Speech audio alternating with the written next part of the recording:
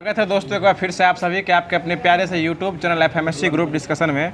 दोस्तों एएलपी और टेक्नीशियन और साथ ही साथ बीपीएससी शिक्षक भर्ती को देखते हुए मद्देनजर रखते हुए जो दृष्टि पब्लिकेशन का बुक चलाया जा रहा है, यह आपको यह बोलते चले कि यह जो है एससीईआरटी और एनसीईआरटी का विशेष संयोजन करके जो आपको बुक इसमें दिया हुआ है, ये आपको एनसीईआरटी और एससीईआरटी का विशेष कॉम्बिनेशन है जो कि दृष्टि पब्लिकेशन का बुक है और बहुत ही काफ़ी अच्छा बुक है। जो इससे पहले जो लुसेंट का स्पेशल साइंस ग्रीन बुक चल रहा था उससे अधिक से अधिक तथ्य जो इसमें दिया गया, जो कि समझने योग्य तथ्य है, जिसको पढ़ने के बाद एक स्टूडेंट को जो तृप्ति मिलती है, वो बुक आपको दृष्टि पब्लिकेशन का बुक है।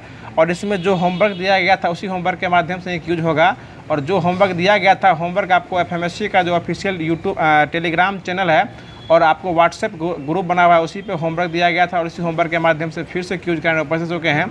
हालांकि यह चैप्टर इससे पहले एक बार चल चुका है जो कि रिवीजन के रूप में चला था, लेकिन एक बशर्ते सिलसिलेवार ढंग से जो होमवर्क की सीरीज के तहत जो आगे बढ़ते आ रहे हैं, उसी में आज दृष्टि पब्लिकेशन का फिजिक्स में चैप्टर 2 जिसको मैकेनिक्स या फिर यांत्रिकी कहा जाता है, वो आज स्टार्ट करने वाले हैं। इसलिए वीडियो को अंत तक बने रहिएगा, दिल थाम के सुनिएगा। अगर जानते हैं तो कमेंट बॉक्स खुला हुआ आप लोग के लिए, उसमें जवाब देने का प्रयास कीजिएगा। अगर नहीं जानते तो सीखने और समझने का प्रयास कीजिएगा। इसलिए और जो भी लोग अभी तक चैनल को सब्सक्राइब नहीं किए हैं तो चैनल को सब्सक्राइब कर लीजिए और नोटिफिकेशन बेल कॉल पे सेट कर लीजिएगा, ताकि हम लोग का जो भी मेहनत है वो आप तक सबसे पहले पहुँच सकता है। तो वीडियो के अंत तक बने रहिएगा और वीडियो को पहले शेयर कर दीजिए ताकि सभी लोगों को एक ही वीडियो से एक ही बार में समुचित लाभ मिल सके। तो स्टार्ट करते हैं। बताइएगा, आज का पहला क्वेश्चन हो जाएगा जो कि गति को अंग्रेजी में क्या कहते हैं? मोशन। क्या कहते हैं? मोशन। मोशन जो है गति, मौसम नहीं मोशन कहते हैं, ठीक है ना। गति और विराम को आपको एक लाइन में बोल दीजिए, गति और विराम को मोशन एंड रेस्ट कहा जाता है। चलिए अगला क्वेश्चन बता दीजिए कि गति करती हुई वस्तु के द्वारा तय की गई संपूर्ण मार्ग के लंबाई को क्या कहता है? दूरी कहा जाता है। और दूरी एक कैसी राशि होती है? अदिश राशि हो जाएगी। और दूरी हमेशा क्या होता है विनोद बाबू? पॉजिटिव यानी धनात्मक होता है, ठीक है। और बताइए अगला क्वेश्चन है कि विस्थापन जो है यह कैसी राशि है? यह सदिश राशि हो जाएगी। और विस्थापन जो है यह प्लस माइनस या जीरो तीनों हो सकती है, यानी विस्थापन पॉजिटिव, नेगेटिव और शून्य, ये जो तीनों जो क्या हो सकते हैं विस्थापन हो सकती है। और सबसे न्यूनतम दूरी को भी ना आपको क्या कहता है? विस्थापन जो है कहा जाता है, ठीक ना। और विस्थापन को ही अंग्रेजी में क्या कहते हैं? डिस्प्लेसमेंट कहा जाता है। चलिए बहुत अच्छा जवाब। अगला बता दीजिएगा कि किसी वस्तु द्वारा इकाई समय में तय की गई दूरी को, उस वस्तु को क्या कहते हैं? चाल कहा जाता है। इकाई समय में तय की गई दूरी क्या कहलाती है? चाल। आपको ऑप्शन में वेग भी मिलेगा, ध्यान रखिएगा। इकाई समय में तय की गई दूरी चाल कहलाती है। और चाल बराबर फॉर्मूला क्या होता है? दूरी बटे समय। और इसका ऐसा है मात्रा क्या हो जाएगा? मीटर प्रति सेकेंड हो जाएगा। देखिए सब अभी तक बेसिक टू बेसिक बात है, इतना बात सबको पता होना चाहिए जो अभी जनरल कंपटीशन की तैयारी कर रहे हैं, खासकर महेश बाबू हमारे। अगला क्वेश्चन बता दीजिए कि चाल की और वेग की दोनों की बीमा क्या हो जाएगी? LT inverse 1। LT इनवर्स बोलिए -1 बोलिए, बात वही हुआ। चाल और वेग दोनों की बीमा क्या हो जाएगी? LT इनवर्स 1 हो जाएगी। चलिए आगे बता दीजिएगा कि इकाई समय में तय की गई दूरी, इकाई समय में किसी वस्तु द्वारा किया गया विस्थापन जो है उस वस्तु क्या कहलाता है? वेग कहलाता है। और वेग जो है इसका फार्मूला क्या हो जाएगा? विस्थापन बटे समय अंतराल। विस्थापन बटे समय अंतराल यानी V बराबर S/T हो जाएगा। चलिए अगला क्वेश्चन बता दीजिए। अगला क्वेश्चन हो जाएगा कि वेग का ऐसा है मात्रा क्या हो जाएगा? मीटर प्रति सेकेंड। और चाल का भी क्या होता है? मीटर प्रति सेकेंड। इसलिए दोनों का बीमा क्या हो जाएगा? LT इनवर्स, यानी दोनों का बीमा क्या हो जाएगा? सीमा हो जाएगा। चलिए अगला क्वेश्चन बता दीजिएगा कि त्वरण जो है इसको अंग्रेजी में क्या कहते हैं? एक्सीलरेशन। और देखिए त्वरण को डिनोट किससे करते हैं? स्मॉल ए से डिनोट किया जाता है। और मंदन को कैसे डिनोट करते हैं? -A से। -A से मंदन को डिनोट करते हैं। और सिर्फ त्वरण रहेगा तो +A से उसको डिनोट किया जाता है। चलिए आगे बता दीजिए कि त्वरण वाला फॉर्मूला क्या होता है? V-U/T हो जाएगा। और त्वरण कैसी राशि है? सदिश राशि हो जाएगा। और त्वरण का ऐसा है मात्रा क्या हो जाएगा? मीटर प्रति सेकेंड स्क्वायर। जैसे ही स्क्वायर हो गया तो इसका बीमा क्या हो जाएगा? LT inverse -2। LT इनवर्स -2 हो जाएगा, ठीक है ना। वही हुआ, इनवर्स हो गया तो 2 लगेगा, माइनस के साथ लगेगा, ठीक है ना। सर जो आप बोल रहे हैं वो हम भी समझ रहे हैं और जो हम बोल रहे हैं वो आप भी समझ रहे हैं, इसलिए आगे बढ़ते हैं। चलिए अगला क्वेश्चन बता दीजिए कि V बराबर फॉर्मूला क्या होता है? u plus A T, v बराबर u प्लस ए टी हो जाएगा। और v बराबर एक दूसरा फार्मूला होता है जो कि गति का दूसरा समीकरण कहलाता है, वो क्या हो जाएगा, s बराबर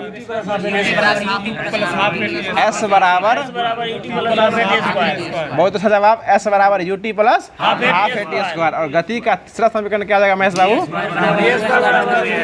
v स्क्वायर बराबर u स्क्वायर प्लस 2as। और ये क्वेश्चन जो है प्लस 2as हो जाएगा, v square minus u square बराबर 2s बोलिए, या v स्क्वायर बराबर u स्क्वायर प्लस 2s बोलिए, प्लस 2as बोलिए, ठीक है ना।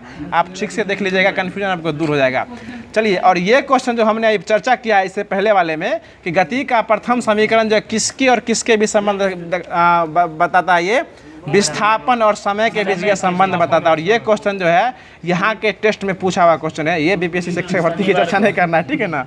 चलिए आगे बता दीजिएगा, ये अगला क्वेश्चन हो जाएगा जो यदि कोई वस्तु वृत्ताकार मार्ग पर गति करती है तो उसकी गति कैसी हो जाएगी, वृत्तीय गति। कैसी गति हो जाएगी, वृत्तीय गति। और इससे रिलेटेड एक क्वेश्चन जो कि दरोगा में पूछे हुए विनोद बाबू क्वेश्चन, कि क्वेश्चन कुछ इस प्रकार से था कि यदि कोई व्यक्ति जो है एक रसरी में जो है पत्थर बांध के घुमाता है तो उसमें क्या स्थिर रहेगा, त्वरण। इसमें त्वरण क्या रहेगा, स्थिर जो रहेगा, यानी त्वरण जिसमें हमेशा क्या रहेगा, स्थिर रहेगा। और जो त्वरण स्थिर रहेगा उसी को अभिकेंद्रण त्वरण कहा जाता है। उसको कौन त्वरण कहेंगे, अभिकेंद्रण त्वरण जो है वह कहा जाता है।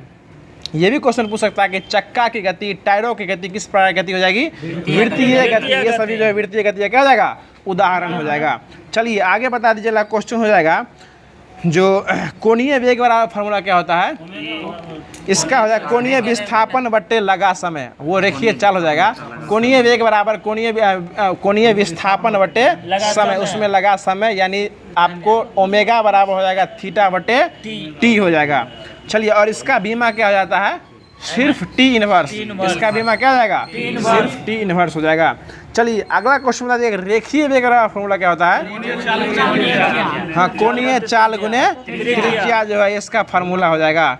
चलिए अगला क्वेश्चन बता दीजिए, क्वेश्चन हो जाएगा कि बल जो है, बल वह भौतिक कारण है जो किसी वस्तु में लगता है या उसमें उसके स्थान में परिवर्तन करता है, करने की चेष्टा करता है। एक ही लाइन में बोल सकते हैं कि बल एक प्रकार का क्या है, धक्का या खिंचाव हो जाएगा, ठीक है। आगे बता दीजिएगा, क्वेश्चन हो जाएगा। अब आते हैं उत्तोलक में, किस में आते हैं, उत्तोलक में। बता दीजिएगा हमको उत्तोलक जो है कितने प्रकार के होते हैं, 3 प्रकार के होते हैं, ठीक है ना। तो हमको पहला क्वेश्चन ये बता दीजिएगा कि झूला और हैंडपंप जो होता है देखिए हो जाएगा, या किस प्रकार का उत्तोलक हो जाएगा, ये प्रथम श्रेणी का उत्तोलक हो जाएगा। कैंची देखे हैं कभी जी, कैंची, यह किस उत्तोलक में जाएगा, ये भी प्रथम श्रेणी में ही आ जाएगा। बता दीजिएगा कि सरौता देखें, सरौता जी, सरौता और नींबू निचोड़ने वाला मशीन, ये जो है द्वितीय श्रेणी का उत्तोलक हो जाएगा। बताएगा कि एक पहिया वाला ठेलगाड़ी देखे हैं, कचरा उठाने वाला, ये भी हो जाएगा, कचरा ढोने वाला कहते हैं, ईंटा ढोने वाला गाड़ी देखे ना, वो जो हो जाएगा वो द्वितीय श्रेणी का उत्तोलक हो जाएगा। कोई दिक्कत नहीं रो बाबू। अगला क्वेश्चन बता दीजिएगा, अगला क्वेश्चन हो जाएगा कि स्टेपलर, चिमटा और मनुष्य का हाथ, ये किस श्रेणी का हो जाएगा, तीसरे श्रेणी का उत्तोलक जो है हो जाएगा। चलिए अगला क्वेश्चन बता दीजिए कि न्यूटन जो है ये गति का कितना नियम दिए थे, 3 नियम दिए थे। और यह दिए कब थे, 1687 में एक पुस्तक लिखे थे, उसी पुस्तक से इसको लिया गया है और उस पुस्तक का नाम हो जाएगा प्रिंसिपिया हो जाएगा। चलिए आगे बता दीजिए, क्वेश्चन हो जाएगा, अगला क्वेश्चन बताया कि न्यूटन के किस नियम को जो है जड़त्व का नियम कहा जाता है, ये प्रथम नियम को जो है जड़त्व का नियम कहा जाता है, या गैलीलियो का भी नियम कहा गया है। चलिए अगला क्वेश्चन बता दीजिएगा कि जड़त्व के कुछ उदाहरण है, इसमें हम बताते हैं, सुनिएगा कि चलती हुई ट्रेन या बस से उतरने वाले व्यक्ति को थोड़ी दूर तक उसी दिशा में दौड़ना पड़ता है, या किसका उदाहरण हो जाएगा, ये जड़त्व का ही नियम का क्या हो जाएगा, उदाहरण जो है हो जाएगा। जड़त्व का नियम हो जाएगा न्यूटन गति का प्रथम नियम, और जड़त्व का उदाहरण जो है उसी दिशा में, जैसे ट्रेन से कुछ लोग उतरते भी हैं तो क्या होते हैं, उसी की दिशा में कुछ दूर तक जो है दौड़ते हैं ताकि जो उसके हिसाब से स्थान बना रहे। चलिए आगे बता दीजिए, अगला क्वेश्चन हो जाएगा कि चलती हुई गाड़ी में अचानक ब्रेक लगने पर गाड़ी में बैठा हुआ व्यक्ति जो है आगे की ओर झुक जाता है, यह भी किसके हिसाब से हो जाएगा, जड़त्व का नियम हो जाएगा। और कौन सा जड़त्व हो जाएगा, ये गति का जड़त्व होगा। चलती हुई गाड़ी में अगर ब्रेक लगेगा, अचानक से आगे झुकेंगे तो गति का जड़त्व। और विराम का जड़त्व क्या होता है कि रुकी हुई गाड़ी जब चलना स्टार्ट करती है तो एकाएक जो थोड़ी देर पीछे झटका मारते हैं वो विराम का जड़त्व हो जाएगा। कोई दिक्कत चंदन बाबू। अगला क्वेश्चन बताइए। अगला क्वेश्चन हो जाएगा कि पेड़ की शाखाओं को जोर से हिलाने पर जो है उसमें लगा हुआ फल टूट के गिर जाता है, ये भी किसका उदाहरण है? जड़त्व का नियम है। देखिए हिलाने से कुछ गिरता है, ठीक है ना। तो पेड़ की शाखाओं को हिलाइएगा तो क्या गिरेगा? फल गिरेगा, ठीक है ना। जो किसका उदाहरण हो जाएगा? जड़त्व का जो है यह उदाहरण हो जाएगा। उस समय फल जो है वो विराम के जड़त्व में रहता है, और जब टूट के जब हिलाते हैं उसको तो टूट जाता है और वो गति के जड़त्व में आके वो नीचे गिर जाता है। अगला क्वेश्चन बता दीजिए। अगला क्वेश्चन हो जाएगा जो संवेग बराबर फॉर्मूला क्या होता है? द्रव्यमान गुने वेग। क्या हो जाएगा? द्रव्यमान गुने वेग हो जाएगा। द्रव्यमान गुने वेग हो जाएगा। चलिए आगे बता दीजिएगा संवेग कैसी राशि है? सदिश राशि हो जाएगा। और हमको ये बता दीजिएगा कि संवेग को व्यक्त करने के लिए, सदिश राशि को व्यक्त करने के लिए उसके अक्षर के ऊपर किसका निशान लगाया जाता है? तीर का निशान लगाया जाता है, ठीक ना। और तीर, हाँ, एरो का जो है मतलब जी सदिश को व्यक्त करने के लिए, वेक्टर राशि को व्यक्त करने के लिए उसके ऊपर किसका निशान लगाया जाता है? तीर का निशान लगाता है। तीर किस ऊपर की तरफ? नहीं, जिस तरफ हम लिख रहे हैं उस तरफ जो है उसको लिखना है। चलिए आगे बता दीजिएगा। अगला क्वेश्चन हो जाएगा जो यदि दो वस्तुओं का वेग समान हो तो भारी वस्तु का संवेग जो है वह अधिक होगा, परंतु दो वस्तुओं में से जिसका वेग अधिक होगा उसका संवेग भी क्या होगा? अधिक हो जाएगा। जिसका वेग अधिक होगा उसका संवेग भी क्या होगा? अधिक होने वाला है। चलिए आगे बता दीजिए। अगला क्वेश्चन हो जाएगा कि न्यूटन के किस नियम के अनुसार जो हमें बल का व्यंजक मिलता है? दूसरे नियम के अनुसार मिलता है। और हमको ये क्वेश्चन बता दीजिएगा कि कैच लेने वक्त जो खिलाड़ी होते हैं हाथ को थोड़ी देर के लिए पीछे खींचते हैं, ये किस नियम को फॉलो करता है? न्यूटन के गति को दूसरे नियम को फॉलो करते हैं, ठीक है। कैच जो लेता है तो थोड़ा देर क्या कहते हैं? अपने हाथ में संवेग को पीछे उसी समय में जो है खींचते हैं ताकि वो चोट जो है क्या लगे? कम लगे। न लगे, कम लगे। चोट तो लगे करता है। अगला क्वेश्चन बता दीजिएगा। क्वेश्चन हो जाएगा जो इसके लिए एक फार्मूला दिया गया, तो फार्मूला क्या हो जाएगा? F बराबर ma हो जाएगा, ठीक है ना। अगला क्वेश्चन बता दीजिएगा। अगला क्वेश्चन हो जाएगा कि गाड़ी, जी एकदम हम इसको खत्म ही कर रहे हैं। जो इस टॉपिक को है ना खत्म करके आगे बढ़ेंगे। आप चिंतित व्यर्थ की चिंता मत कीजिए। आगे बता दीजिएगा। क्वेश्चन हो जाएगा कि गाड़ियों में लगने वाले झटकों से बचने के लिए, किससे बचने के लिए? झटकों से बचने के लिए किसका उपयोग किया जाता है? स्प्रिंग या सॉकर का उपयोग किया जाता है, ठीक है। स्प्रिंग या सॉकर। विनोद बाबू साइकिल से आते हैं, आपको झटका नहीं लगता होगा, लेकिन जो आदमी गाड़ी से आते हैं उनको बचने के लिए, झटका से बचने के लिए सॉकर का उपयोग किया जाता है। और ये सॉकर भी किस नियम पे काम करता है? न्यूटन के गति के दूसरे नियम पे काम करता है, ठीक ना। यदि हल्की और भारी दो गेंदों को एक समान वेग से गतिशील हैं तो किस गेंद को कैच करना आसान रहेगा?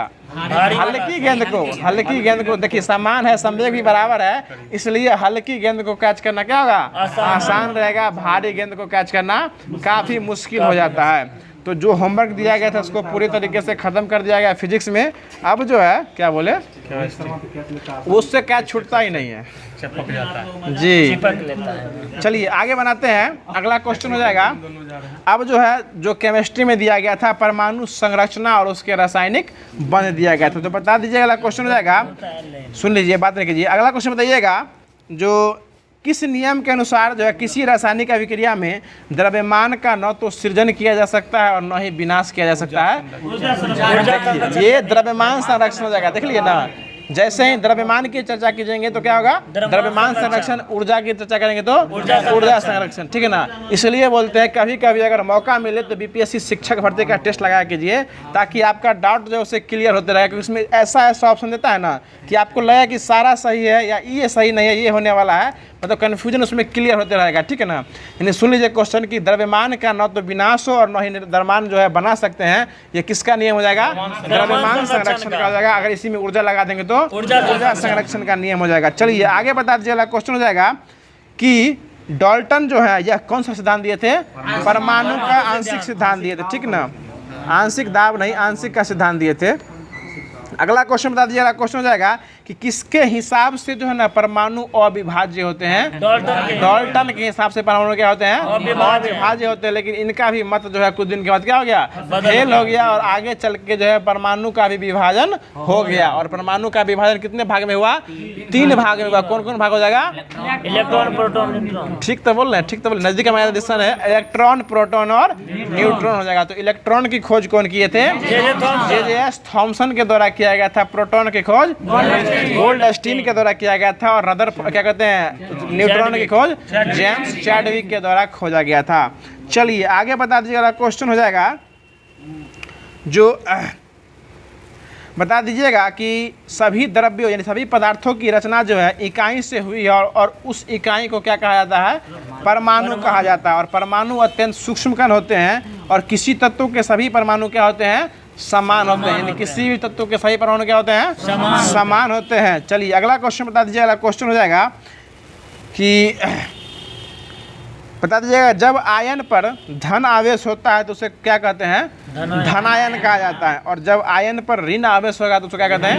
ऋणायन। हमको ये बता दीजिएगा कि धन आयन, जैसे अगर Na पर अगर प्लस लिखा हुआ है इसका मतलब क्या होगा? धनायन। मतलब इसको क्या हुआ? ये इलेक्ट्रॉन जो है, इलेक्ट्रॉन तुरंत जो है इसको इलेक्ट्रॉन त्याग ही किया है। मतलब ब्लड जैसे डोनेट नहीं करता है तो आपको जो है, जैसे अगर सुनिए आज हम टेस्ट दिए थे उसमें क्वेश्चन फंसाने लायक ये था कि Na लिखा हुआ था, मैंने सोडियम के ऊपर प्लस लिखा हुआ था और उसमें ये पूछ रहा था कि इसका जो है इलेक्ट्रॉनिक विन्यास जो है क्या होगा? 2-8 और 1-2-8। तो क्या हो जाएगा इसका सही आंसर? 2-8, क्योंकि प्लस लगा हुआ है और +1 में क्या होगा? इसका मतलब एगो इलेक्ट्रॉन जो तुरंत जो अभी त्याग किया है, इसलिए कहते हैं ध्यान से देखा कीजिएगा। जिस पे ऊपर प्लस लग गया महेश बाबू, जिसके ऊपर प्लस लग गया उसका परमाणु संख्या क्या करना है? घटा देना है, ठीक है ना। और जिसमें माइनस लग गया उसमें एगो जोड़ देना है। मतलब गरीब आदमी है तुरंत अभी उसको लेके आया है, ठीक है ना। चलिए अगला क्वेश्चन बता दीजिएगा किसी परमाणु के द्रव्यमान को क्या कहा जाता है? परमाणु द्रव्यमान कहा जाता है। और इसके मापने की यूनिट को जो है ना किससे डिनोट किया जाता है? यू से। ए से भी डिनोट किया जाता है और एटॉमिक मास के 1 AMU होता है ना, उसमें इसको यू से, स्मॉल यू से भी डिनोट किया जाता है। और आज के सेट में एक क्वेश्चन दिया हुआ था कि परमाणु द्रव्यमान को यानी परमाणु भार को किससे सूचित किया जाता है? ऑप्शन A Z, U, 1 से अधिक, इनमें से कोई नहीं। तो क्या हो जाएगा? 1 से अधिक। कैपिटल A और स्मॉल u दोनों से परमाणु भार को डिनोट किया जाता है अकॉर्डिंग टू NCERT एंड दृष्टि पब्लिकेशन बुक। कोई दिक्कत चंदन बाबू? चलिए अगला क्वेश्चन बता दीजिएगा। अगला क्वेश्चन हो जाएगा कि कार्बन की परमाणु भार कितनी होती है? कार्बन की परमाणु भार 12 होती है। व्यर्थ की चिंता मत कीजिए, कल से जो है ना इसमें NCERT भी स्टार्ट करने जा रहे हैं। इसी में NCERT पब्लिकेशन का जो बुक चलता है क्लास 9th का, जो कि पढ़ाने के लिए लोग तो नहीं, पढ़ाने के लिए तो भारतीय भवन पढ़ते हैं लोग विद्यार्थियों को पढ़ाने के लिए, लेकिन खुद पढ़ने के लिए NCERT का सहारा लेना पड़ेगा। कोई दिक्कत रोहित शर्मा? अगला क्वेश्चन आप ही से रहेगा, बताइएगा कि हाइड्रोजन का परमाणु भार कितना होता है? 1 हो जाएगा। कार्बन में कितना हो जाएगा? 12 हो जाएगा। नाइट्रोजन में कितना हो जाएगा? 14 हो जाएगा। ऑक्सीजन में कितना हो जाएगा? 16 हो जाएगा। और क्लोरीन में कितना हो जाएगा? 35.5 हो जाएगा। देखिए ये भी इसमें होता है अकॉर्डिंग टू NCERT। क्लोरीन का परमाणु भार जो है 35.5 और 37 दोनों होता है, 35.5 और 37। और उसी में अगर औसत भार की बात करें तो कितना होगा? 35.5 हो जाएगा, ठीक ना। 35.5 हो जाएगा औसत भार। और सिर्फ अगर भार की चर्चा करें तो 35.5 भी ले सकते हैं, और अगर ऑप्शन में आपको 37 मिले तो 37 भी लेके आना है, क्योंकि अकॉर्डिंग टू NCERT सब कुछ उसमें लिखा हुआ है। चलिए आगे बताइए कैल्शियम का परमाणु भार कितना होता है? 40। कितना होगा? 40 होता है। और मैग्नीशियम में कितना हो जाएगा? 12 दूनी 24 हो जाएगा। चलिए आगे बता दीजिए। क्वेश्चन हो जाएगा कि 1 मोल इसका मान कितना होता है? 6.023 जी, 6.022 × 10⁻23। इसी को 1 मोल घटक कण जो है यह कहा जाता है, या एवोगाद्रो संख्या भी कहा जाता है। बताइएगा अगला क्वेश्चन हो जाएगा चंदन जी। अगला क्वेश्चन बताइएगा कि इलेक्ट्रॉन, प्रोटॉन और न्यूट्रॉन यह एक प्रकार का कैसा कण है? यह कैसे बोल सकते हैं? आवेशीन है। सब पे तो कुछ ना कुछ आवेश रहता है। इलेक्ट्रॉन पे माइनस रहता है, प्रोटॉन पे प्लस रहता है, न्यूट्रॉन पे 0 रहता है। यह एक प्रकार का मौलिक कण है, यानी मूल कण है, जो कि परमाणु के विभाज्य होने के बाद इसका निर्माण हुआ है। और इलेक्ट्रॉन पर कौन सा कण रहता है? माइनस कण। इलेक्ट्रॉन पे माइनस कण रहता है, प्रोटॉन पे प्लस कण रहता है, न्यूट्रॉन पे 0 यानी आवेशहीन रहता है। इतना बात है, मैं तो बहुत खुशी बोल दिए। अगला क्वेश्चन हमको ये बता दीजिएगा। क्वेश्चन हो जाएगा, हाँ इनको नामित कर दिए हैं। अगला क्वेश्चन बता दीजिएगा कि इलेक्ट्रॉन की खोज के लिए जो है ना J.J. थॉमसन जो है वह किस प्रकार की नलिका का उपयोग किए थे? कैथोड नलिका का, ठीक है ना। कैथोड किरण की नलिका को ही CRT नलिका कहा था, कैथोड रे ट्यूब, ठीक है ना। यानी इलेक्ट्रॉन की किरण की खोज के लिए किस प्रकार की नलिका का उपयोग किया गया था? CRT यानी कैथोड रे ट्यूब का उपयोग किया गया था। इसकी खोज कौन किए थे? J.J. थॉमसन के द्वारा किया गया था। चलिए अगला क्वेश्चन बता दीजिएगा। इससे यह स्पष्ट हुआ था कि कुछ कण जो है ऋणावेशित कैथोड से धनावेशित एनोड की तरफ चले जाते हैं, यानी एनोड पे कौन सा चार्ज रहता है, प्लस रहता है, और कैथोड पे नेगेटिव रहता है, ठीक है ना। और जो कैथोड की तरफ चले गए उसको, उसी को नाम क्या दिया गया, इलेक्ट्रॉन नाम दिया गया, ठीक है ना। देखिए यह प्रयोग इस प्रकार किए थे कि CRT रेट से कुछ ट्यूब को, कुछ रे को गुजारे थे, मतलब जो कैथोड की तरफ चला गया उसी को क्या कहे थे, इलेक्ट्रॉन कहा गया था। और इस पे किस तरह का चार्ज रहता है, माइनस का, इलेक्ट्रॉन पे माइनस। अभी भी प्लस माइनस में लफड़ा लग रहा है विनोद जी को। चलिए अगला क्वेश्चन बता दीजिए, इलेक्ट्रॉन पर आवेश कितना रहता है, हाँ -1.60 दूदू गुने 10 के पावर 19 कूलम जो है यह इलेक्ट्रॉन पर आवेश रहता है। इलेक्ट्रॉन पे जब भी आवेश रहेगा बड़ा गौर से देखिएगा, हमेशा उसमें माइनस साइन लगा ही होना चाहिए। आपको 1.6022 गुने 10 के पावर 19 कूलम भी दे देगा और उसी में माइनस भी लगा देगा, इसलिए जब माइनस लगा रहे तभी इलेक्ट्रॉन का वो क्या होगा, आवेश होगा। चलिए अगला क्वेश्चन बता दीजिएगा। अगला क्वेश्चन हो जाएगा कि प्रोटॉन का खोज का श्रेय किसे दिया जाता है। देखिए गोल्डस्टीन को दिया जाता है, लेकिन इसका खोज करने का श्रेय रदरफोर्ड को भी दिया जाता है। वास्तव में इलेक्ट्रॉन की खोज किए थे गोल्डस्टीन के द्वारा किया गया था, लेकिन कुछ बुक में जो है ना आपको रदरफोर्ड भी लेता है, ठीक ना। अगला क्वेश्चन, नामकरण तो वो परमाणु के क्या कहते हैं, नाभिक का किए थे रदरफोर्ड, लेकिन यह इसके कुछ बुक में गोल्डस्टीन भी देता है, इसलिए इसको याद रखिए। और इलेक्ट्रॉन पर जो है ना कौन सा चार्ज रहता है, सॉरी प्रोटॉन पे प्लस रहता है। इसका मान हो जाएगा 1 जो इलेक्ट्रॉन का ही रहता है उसी में प्लस लगा दीजिए, 1.60 दूदू गुने 10 के पावर माइनस 19 कूलम हो जाएगा। इलेक्ट्रॉन में माइनस हो जाएगा और प्रोटॉन में प्लस हो जाएगा। यहाँ तक कोई दिक्कत। अगला क्वेश्चन बता दीजिए कि न्यूट्रॉन का खोज जो है कब किया गया था, 1932 में, और करने वाले हो जाएंगे जेम्स चैडविक के द्वारा किया गया था। देखिए और यह जो है, यह न्यूट्रॉन की खोज जो किए थे, यह बेरिलियम की धातु पर जो है अल्फा कणों का बौछार किए थे। ये क्वेश्चन पूछता है कि किस धातु पर अल्फा कणों का बौछार किए थे, तो बेरिलियम की धातु पर क्या किए थे, अल्फा कणों का बौछार किए थे, 1932 में किए थे। चलिए अगला क्वेश्चन बता दीजिए। अगला क्वेश्चन हो जाएगा कि इलेक्ट्रॉन को स्मॉल ई से डिनोट करते हैं, प्रोटॉन को स्मॉल p से और न्यूट्रॉन को स्मॉल n से डिनोट किया जाता है। कोई दिक्कत उमाकांत बाबू। अगला क्वेश्चन बता दीजिए। अगला क्वेश्चन हो जाएगा, देखिए और ये क्वेश्चन, कौन क्वेश्चन जो पूछने वाले हैं, ये क्वेश्चन शिक्षक भर्ती में 6 to 8 में साइंस सेक्शन में पूछे हुए क्वेश्चन है कि इनमें से किसका आवेश जो है वह शून्य के बराबर होता है। तो क्या हो जाएगा ये, इलेक्ट्रॉन आवेश नहीं, ये आपको द्रव्यमान इसका लगभग जो है शून्य के बराबर हो जाता है। और प्रोटॉन और न्यूट्रॉन का जो है द्रव्यमान 1 होता है, लगभग कितना होता है, 1 होता है। और आपको इलेक्ट्रॉन का जो द्रव्यमान है लगभग कितना होता है, ये 0 के बराबर होता है। कोई दिक्कत। और ये क्वेश्चन दृष्टि पब्लिकेशन के बुक में एक बॉक्स बना के स्पष्ट रूप से लिखा हुआ है, ठीक है ना। और ये TRE 3.0 का पूछा हुआ क्वेश्चन है, इसको व्यर्थ में हास्य विनोद के चर्चा में मत रखिए, ठीक है ना। चलिए अगला क्वेश्चन बता दीजिएगा। सर बोले तो यहाँ से शुरुआत, क्वेश्चन पूछने की शुरुआत यहीं से होती है, ठीक है ना। चलिए अगला क्वेश्चन बता दीजिए। अगला क्वेश्चन हो जाएगा कि परमाणु के भीतर जो है ना 2 मूल कण इलेक्ट्रॉन और प्रोटॉन की खोज को डाल्टन के द्वारा गलत साबित कर दिया गया था। और इलेक्ट्रॉन और प्रोटॉन को परमाणु को किस तरह व्यवस्थित किया गया था, इसके आगे चर्चा करके जो है अनेक मॉडल को विस्तृत किया गया। और इसमें पहला मॉडल आता है थॉमसन का मॉडल। कौन सा मॉडल आता है, थॉमसन का मॉडल। और देखिए इसके अनुसार जो है ना, थॉमसन के अनुसार जो है परमाणु का नाभिक जो है तरबूज की तरह होता है। क्या होता है, तरबूज की तरह होता है। परमाणु जो है इसमें पॉजिटिव धन आवेश तरबूज के में खाने वाले लाल भाग की तरह बिखरे होते हैं, जबकि इलेक्ट्रॉन जो है उसमें बीज की भांति क्या होते हैं, धसे रहते हैं, ठीक ना। परमाणु जो है किस तरह होते हैं, तरबूज की तरह होते हैं, और उसमें जो है इलेक्ट्रॉन जो है बीज की तरह धसे होते हैं। यह सिद्धांत दिया गया था JJS थॉमसन के द्वारा दिया गया था, ठीक है ना। यानी कि परमाणु धन आवेशित गोले का बना होता है और इलेक्ट्रॉन उसमें क्या होते हैं, धसे हुए होते हैं। यह बात कौन बोले थे, JJS थॉमसन के द्वारा बोला गया था। और किसके द्वारा यह बोला गया था कि परमाणु एक खाली अंदर से कुछ अंदर में, रदरफोर्ड के द्वारा यह बोला गया था कि परमाणु अंदर से क्या है, खोखला है, परमाणु के अंदर कुछ है ये नहीं है। चलिए अगला क्वेश्चन बता दीजिए। अगला क्वेश्चन हो जाएगा कि JJS थॉमसन को इलेक्ट्रॉन की खोज के कारण, ये क्वेश्चन आज के सेट में पूछा हुआ था, इनको नोबेल प्राइज कब दिया गया था, 1906 में जो है इनको नोबेल प्राइज दिया गया था, ठीक है ना।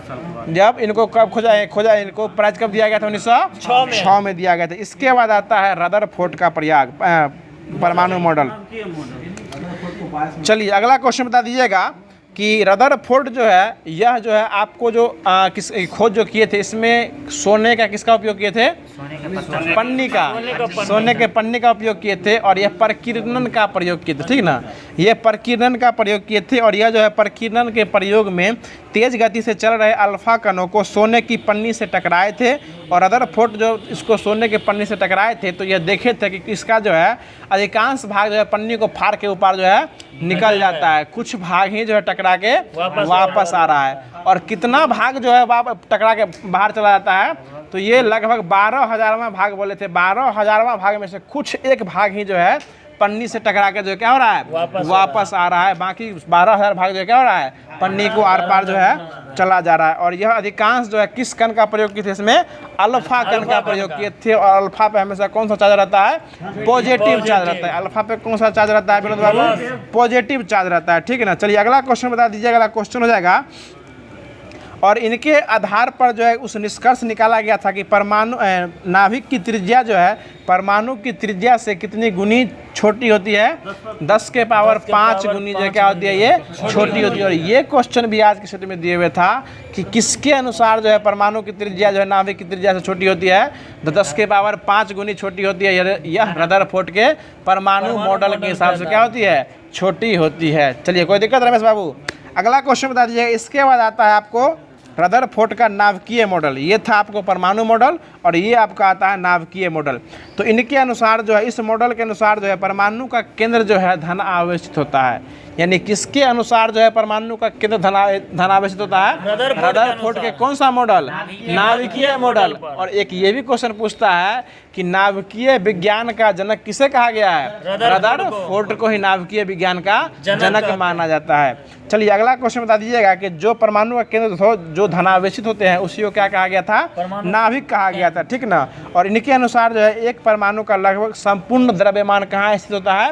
नाभिक में स्थित रहता है। यानी रदरफोर्ड जो नाभिकीय मॉडल दिए उस सबसे बॉस मान लिए नाभिक को, कुछ होगा तो नाभिकीय में होगा, ठीक ना। इतना बात हमेशा रदरफोर्ड के नाभिकीय मॉडल को माथा में पिया के रखिए।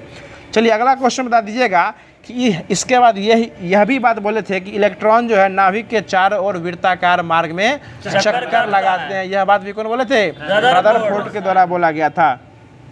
और इलेक्ट्रॉन और नाभिक जो है आपस में स्थिर विद्युत आकर्षण बल के कारण जो है आपस में क्या रहते हैं? बंधे रहते हैं। कोई दिक्कत सर जी? अगला क्वेश्चन बता दीजिएगा। अगला क्वेश्चन हो जाएगा, जो प्रत्येक परमाणु में से सभी प्रोटॉन और न्यूट्रॉन जो है एक अत्यंत घनीभूत और सूक्ष्म क्षेत्र में स्थित रहते हैं। इसी को परमाणु का नाभिक कहा जाता है। और नाभिक की खोज जो है रदरफोर्ड के किस प्रयोग से हुई थी, सो बताइए। यह प्रकीर्णन प्रयोग से, तुरंत बताया ना। रदरफोर्ड के, हाँ, सोने की पन्नी पर जो किए थे रदरफोर्ड नाभिक का प्रयोग जो किए थे, नाभिक का खोज जो किए थे, ये किस प्रयोग से किए थे? प्रकीर्णन के प्रयोग से किए थे। और वह इसमें किस कण का उपयोग किए थे? अल्फा कण का। और इसमें पन्नी किसका था? सोने की पन्नी पर अल्फा कण को क्या किए थे? टकराए थे, बौछार किए थे। क्या बात है। चलिए अगला क्वेश्चन बता दीजिए। अगला क्वेश्चन हो जाएगा, जो नाभिक में उपस्थित मूल कण में कौन कौन से कण रहते हैं?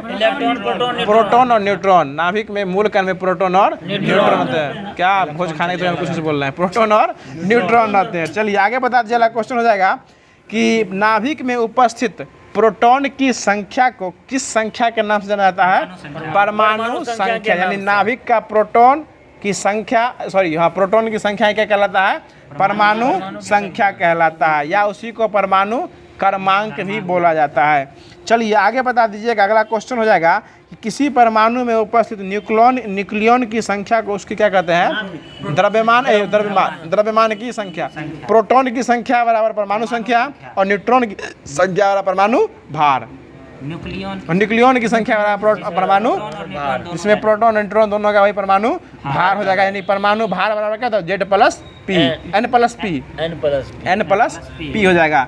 चलिए अगला क्वेश्चन बता दीजिए। अगला क्वेश्चन हो जाएगा इसी तरह है, जो कि जिसका स्थान समान रहेगा, परमाणु भार भिन्न रहेगा, उसको समस्थानिक कहा जाता है। और समस्थानिक को ही अंग्रेजी में क्या कहते हैं? आइसोटोप्स।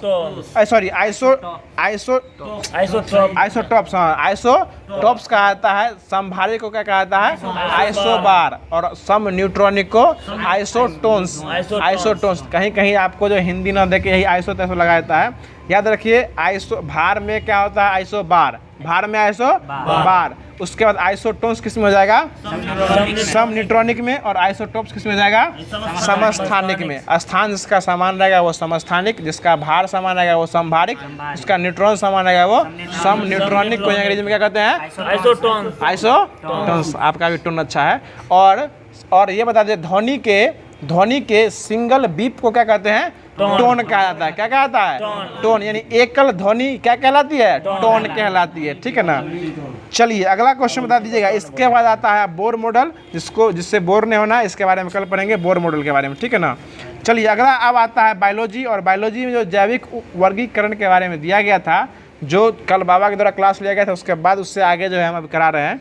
तो अगला क्वेश्चन को ये बता दीजिएगा कि टाइफाइड, हैजा, यानी हैजा को क्या कहते हैं अंग्रेजी में, कॉलरा कहते हैं, कॉलरा कहते हैं ना। ये सब जो है इसका वाहक जो है वो कौन सी मक्खी हो जाएगी, घरेलू मक्खी हो जाएगी। और ये बता दीजिएगा कि टाइफाइड, हैजा, डायरिया ये सब किससे होता है, जीवाणु से होने वाला रोग हो जाएगा, ठीक ना। हाँ, ये जल जनित रोग हो जाएगा। और कौन सा जल हो जाएगा, दूषित जल से हो जाएगा, ठीक है ना। चलिए आगे बता दीजिए। अगला क्वेश्चन है कि काला जर जो है वो किस मक्खी से होता है, ये आपको सैंड फ्लाई यानी बालू मक्खी से होता है, ठीक ना। और अगला क्वेश्चन ये बता दीजिएगा, अगला क्वेश्चन हो जाएगा कि मलेरिया, डेंगू, जापानी इन्फ्लुएंजाइटिस, पीला ज्वर, और ये सब जो है किससे होता है, ये मच्छर से काटने से होता है। बताइएगा कि टाइफाइड बुखार, टाइफस बुखार जो है यह किसके काटने से होता है, बेड बग के काटने से टाइफस बुखार जो है बेड पर क्या करता है, सुता देता है, इसलिए याद रखिए बेड बग से होता है। चलिए आगे बता दीजिए, अगला क्वेश्चन हो जाएगा। अब आते हैं इसमें मोलस्का में, जो कि मोलस्का एक वर्ग है। बता दीजिएगा कि जंतु जगत का, किस जगत का, जंतु जगत का दूसरा सबसे बड़ा वर्ग कौन हो जाएगा, मोलस्का, और पहला कौन हो जाएगा, आर्थ्रोपोडा हो जाएगा। क्या बात है विनोद बाबू। अगला क्वेश्चन बता दीजिएगा कि अगला क्वेश्चन ये हो जाएगा कि किस वर्ग का शरीर जो है ना कोमल होता है, मोलस्का वर्ग का शरीर क्या होता है, कोमल होता है, ठीक ना। और जो कि कैल्शियम कार्बोनेट से क्या होता है, इसका कवच जो है वो ढका रहता है। और जो उसका कवच कैल्शियम कार्बोनेट से ढका रहता है, कठोर कैल्शियम से ढका रहता है, उसको कौन सा कवच कहते हैं, कौन सा कंकाल कहते हैं, बाह्य कंकाल। इन सबों में कौन सा कंकाल रहता है, बाह्य कंकाल रहता है। इस सब का जो है ना अपने आप को सुरक्षा करने के लिए जो है बाह्य कंकाल दिया जाता है, ताकि आपदा के समय वो उसमें घुस के अपना रक्षा जो है वो कर सकता है। चलिए अगला क्वेश्चन बता दीजिए कि किस वर्ग के जीवों में खुला संवहन तंत्र जो है यह पाया जाता है। ये आपको मोलस्का वर्ग में ही खुला संवहन तंत्र पाया जाता है, और इसमें जो है ना श्वसन और उत्सर्जन का काम होता है। खुला संवहन तंत्र में क्या होता है, श्वसन और उत्सर्जन का भी कार्य होता है। चलिए आगे बता दीजिए, अगला क्वेश्चन हो जाएगा। जो इस वर्ग में जो है ना नर और मादा अलग अलग होते हैं या एक साथ होते हैं, अलग अलग इसमें होते हैं, ठीक ना, अलग अलग होते हैं। और कुछ जो है वो अंडे देने वाले भी होते हैं, जैसे पाइला या घोंघा जो है, इसके बाद सीपिया, लोलुगियो, ऑक्टिपस, एप्सिलिया, डेंटेलियम, ये सब जो है इसी वर्ग के अंदर जो है वह आते हैं, मोलस्का वर्ग के अंदर जो है वो आते हैं। चलिए आगे आता है एकाइनोडर्मेटा, ठीक है ना। और एकाइनोडर्मेटा में किस प्रकार का कंकाल रहता है, अंतः कंकाल। उसमें जो है वो बाह्य कंकाल रहता है मोलस्का में, और एकाइनोडर्मेटा में अंतः कंकाल होता है, ठीक ना। और यह एक प्रकार का समुद्री जीव में अधिक रूप से पाया जाता है। चलिए अगला क्वेश्चन बता दीजिएगा। इसमें भी जो है नर और मादा क्या होते हैं, अलग अलग होते हैं। अगला क्वेश्चन है, इसके बाद आ जाएगा आपको कार्डेटा। क्या आ जाएगा, कार्डेटा। और कार्डेटा को भी जो है ना 3 संघों में बांटा गया है। इसमें तीनों संघ जो है ना वो आपको अलग अलग दिए हुए हैं। कार्डेटा है, इसमें कार्डेटा में पहला संघ हो जाएगा आपको यूरो कार्डेटा, दूसरा हो जाएगा सिम्फेलो कार्डेटा, और दूसरा हो जाएगा कशेरुकी यानी कि बर्टी ब्रेका जो है इसी के अंदर जो है आता है। चलिए आगे बता दीजिएगा। अब आता है मत्स्य वर्ग। तो बता दीजिएगा, अगला क्वेश्चन हो जाएगा कि सभी मछलियां जो होती है इसमें कितने चैम्बर होते हैं, 4 इसमें जो है ना मछली में 2 चैम्बर होता है, ठीक ना। मछली में 2 मछली में दुगो ही चैम्बर होता है। और मछली में किस प्रकार का कंकाल उपस्थित होता है? रेखीय। वो रेखीय नहीं, हम कंकाल की बात करेंगे तो अंतः कंकाल जो है मछली में, तब ना अंदर वाला कांटा निकाल के फेंक देते हैं खाते वक्त, ठीक है ना। धारा रेखीय शरीर वाले जो ना समुद्री मछली में धारा रेखीय गति पाई जाती है, ठीक है ना। चलिए अगला क्वेश्चन बता दीजिए। अगला क्वेश्चन हो जाएगा कि वायु कोष या बताशय की अनुपस्थिति के कारण जो है यह डूबने से बचने के लिए लगातार क्या करते रहते हैं? तैरते रहते हैं, ठीक ना। और ये ऑक्सीजन कहाँ से लेते हैं? पानी में झूले हुए ऑक्सीजन से क्या करते हैं? ये लेते हैं, गिल्स के द्वारा उसको छानते हैं, ठीक है महेश बाबू। चलिए आगे बता दीजिए। क्वेश्चन हो जाएगा कि इन प्राणियों में कुछ विद्युत अंग होते हैं तथा कुछ में जो है ना विष दंत पाए जाते हैं, जो लगता है काट देता है तो दर्द करने लगता है। चलिए यह जो है अधिकांशतः जो है ना असमतापी होते हैं, ठीक है ना। यह असमतापी होते हैं अर्थात ये जरायुज भी होते हैं, अर्थात जो है यह बच्चे को जन्म देने वाले भी होते हैं, ठीक है ना। चलिए आगे बता दीजिएगा। इसके बाद आता है, देखिए कि डॉग फिश जो है यह एक इसको जो है एस्पेडनोज शार्क, कैसे याद कर लेते हैं सर जी? डॉग फिश को एस्पेडनोज शार्क भी जो है यह कहा जाता है। यह एक प्रकार का मछली है, ठीक है ना। डॉग फिश जो है कुत्ता मीन, याद है ना महेश बाबू? कुत्ता मीन में क्या कहते हैं? डॉग फिश हो जाएगा। हाँ ठीक है, आगे बता दीजिए। क्वेश्चन है कि विषम पाली पूंछ जो है किस मछली में पाई जाती है? तो ये शार्क में पाई जाती है, ठीक है ना। शार्क मछली में जो है ये किस प्रकार की पूंछ पाई जाती है? विषम पाली। और विषम पाली का पहचानने का चिन्ह हो जाएगा कि जो नीचे से छोटी और ऊपर से बड़ी रहती है। नीचे से क्या रहती है? छोटी और ऊपर से क्या रहती है? बड़ी। यानी बड़ा होते होते नीचे क्या होता है? छोटा हो जाता है। ये विषम पाली मछली हो जाएगी। और विषम पाली मछली किसको कहा जाता है? शार्क को जो है विषम पाली मछली जो है यह कहा जाता है। चलिए आगे बता दीजिएगा। अब आता है आपको ऑस्ट्रिएक्थीज। तो इसमें बता दीजिएगा ऑस्ट्रिएक्थीज में जो है इसमें भी कंकाल किस तरह का होता है?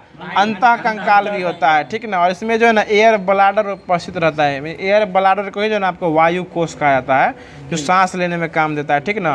और इसमें जो कि उत्प्लावन में भी सहायक होता है, जिसको डूबने से बचाता है। और इसका भी हृदय जो है कितने चैम्बर का होता है? 2 प्रकोष्ठों का जो है वह होता है।